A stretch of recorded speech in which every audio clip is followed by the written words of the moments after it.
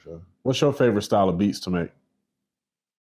I always say bounce. Like that's all I'm caring about. I don't care what genre. It could be R&B. I done got into country rap now. It could be trap, dark stuff. I just care about the bounce at the end of the day. Like as long as the 808 hitting, and I don't want it to be repetitive, but it's kind of like I wanted it to be a pocket like that somebody can get in. So like even when certain people don't catch my beats, I'll never get offended because it's like I know I got a beat for you that's your pocket. You know what I'm saying? Yeah. But I would say it's about the bounce, like just heavy 808s, and just letting it carry the song. So what's your biggest pet peeve when working with an artist? Okay, I'm glad you asked me that. It's a lot of pet peeves. I ain't gonna lie. It's like I feel like I said this on another podcast, but I feel like number one is not dropping music. It's like nobody waiting on you. It's 2024.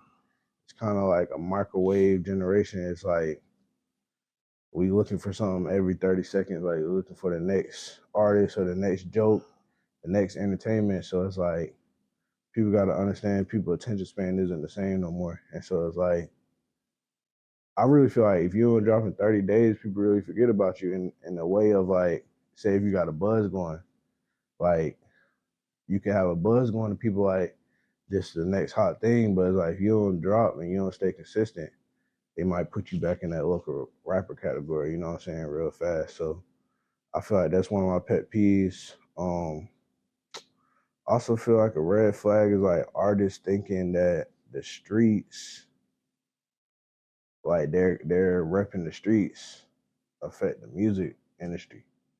And like I see that happen a lot. Not really in the studio, because like people like respect the engineer or the producer that they're working with. Because I wouldn't say they need them, but a lot of artists like to stay with the same people and build up their team. So I wouldn't say like that's the issue. I just feel like a lot of people they don't want to network, they don't want to do no shows, they don't want to, because like the life they living. But it's like the street life don't translate into the music industry at all. Like it might get you more notoriety or more people to know about your music because like the stuff you got going on, but it don't really help you in your career. I feel like. Yeah. For sure. I'll say that's the biggest red flag, bro. I was just thinking about that the other day. Like artists be like, bro, how many people you shot is not gonna make me listen to your song more. At all. At all. Do you believe that that wave of music, kind of what you said, like how many people you shot, you don't really care about that? Do you think that Chicago influenced that a lot in the music industry? I was talking about this the other day too. I feel like it started with like Chief Keef and Dirt, but it was more like a pop culture thing. I feel like Pooh Shiesty, and it's crazy because I work with Pooh Shiesty, like that's my guy, but I feel like he kind of like influenced where it is now, to where it's like people think like you can mix the streets. I don't know how to really explain it, but I feel like the streets dude back in the day, they ain't really want to show a lot, but now people think, oh, I can get the bag by crashing out. Yeah. And it's like I feel like that's like he kind of influenced it because he was like big. I won't say he was bigger than life, but he was up, but he was still living like he was in the trenches. You know what I'm saying? So like, and I seen it firsthand. Like, I don't know, bro. I feel like he just influenced. Even when you see people with the shiesties and everything on, like still to this day, like he definitely. I just feel like he influenced a lot in the terms of like people feel like damn, like a street nigga that now went major. You know what I'm saying? Yeah. So it's like a lot of people feel like they can do it now, but it's creating like a copy and paste. Everybody just sound the same. Like everybody just drilling on the beat as soon as the beat play. For real. About how they sliding, spinning, hopping out cars. It's just like we already done heard it though. And in reality, from my own opinion, it's counterproductive. Yeah. And people don't like to say this because they be like, they always try to say it's entertainment. Yeah. But you do have people who get on the beat and just tell on themselves, and then they get mad at other people and be like, oh, my homies out here snitching on me or whoever out here snitching when you got a 3-minute song where you said every crime in detail that you've done. That's what I'm saying. Including murder, but you blaming other people. I was talking to my homeboy about this the other day. Niggas swear they like, damn, bro, I've been down spending so much time in studio time, investing myself. doing videos, buying beats. I ain't getting no paid shows yet. But then you go play their song, it's like, I ain't coming to your club unless I got the stick. How the hell you gonna get booked? Nobody wanna book you in no venue, bro. You make it. People make themselves a liability, bro. Like you just said, you telling on yourself. It's like certain stuff isn't for social media, and certain stuff isn't for the public. Like if you living like that, you shouldn't have to prove it to nobody. Yeah, I feel like it goes back to also what you said. Keeping that separate. Yeah, you can do whatever you do on the street. Don't bring it in the studio though. Yeah, because it's going to affect your money too. For sure. And the music, for sure.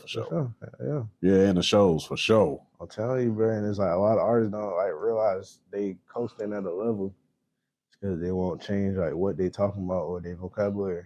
Yeah, you know what I'm saying. They're not growing as an artist. That's what people like to see too. Like they like to grow with you. Yeah, I feel like. And then back to your first pet peeve, I wanted to segue on something that you said about that, or I had a question about that. Okay. Do you believe, being the fact that you say, you got to put out so much music rapidly so no one forget about you and everything like that, do you believe that helps the music industry, or do you believe that hurts the music industry, the microwave music? That's a good question, though. Because, now it's quantity over quality. Back then, it was... Yeah. Quality over quantity. So like how deep is we talking about like the whole artist development conversation, or is it just more like you saying that's putting out multiple music hurt your career? We can talk about both. As far as let's start on the artist development side. All right, so I feel like dropping more songs kind of takes away from that, and that's why we don't see a lot of unique artists these days. And it's kind of hard for like a new rapper to emerge nowadays versus like the people that's already out. I feel like that's a huge thing, because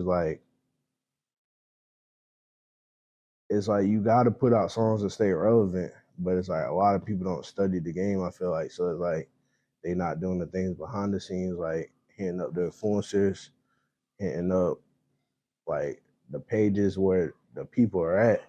Like your audience might not necessarily be strictly like music fans, you know what I'm saying? Like there's some artists that thrive off controversy, so it's like I feel like it does affect like when you drop too much. But also I feel like from an artist development standpoint, I think artists should take their time, but it's like once you put your music out, I think it's more like staying consistent. So I do think artists should like wait and find their sound and find their lane and get other opinions besides just their friends and stuff. But at the same time, like once you put it out, you kind of just gotta go. Yeah, you never know what's gonna take off nowadays. Yeah, that's true. I always find it funny how some people, they'll make so many songs and they'll feel so strongly about certain songs and be like, this is the one, like, or these are the ones that's gonna take off. Yeah. And it's always the one you never expect that always go through the roof. Yeah. Almost all the time. And I feel like every artist, like y'all got throwaways, and it's kind of like you don't want to deprive your fan base that you already got. It's just like this might not be your favorite song, but just drop it as a single, like see what it do. If it gets some motion, like do a video to it or like revisit it. But sometimes you can just let the music out. Like I feel like when I was coming up, Chief Keef used to do this a lot. He would just drop a single every day on Spin Real. And like once they would get popular, he would full press behind them. So like Finito was one of the ones that he just dropped. Yeah. Just on some like, I made the beat, and then that shit ended up going crazy. So it's like then he can double back, make an official video, like, you know what I'm saying? So I feel like I don't even think that song got a video though. But I'm saying like you can double back and put it out officially, you know what I'm saying? Yeah. Sometimes you can like tease your music, or like a lot of artists have like fan pages or snippet pages. Like I feel like artists need to get more into that, like building the fan base. And this is and do you want to touch on the second one as well, as far as the volume of music that they put out? Does that help or hurt?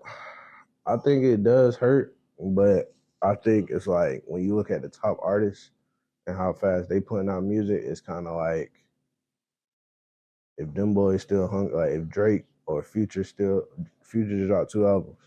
If he in 2024 is still hungry enough to drop 2 albums, it's like, what do you think it's gonna take for you to damn get through the noise nowadays? You know what I'm saying? So I feel like I'm not saying just drop hella mixtapes, but I just think you got to find a way to stay in people's face so they don't forget about you. Yeah. You know what I'm saying? But I think it does hurt overall the rap genre, though, because people are not looking at it as original nowadays, I feel like.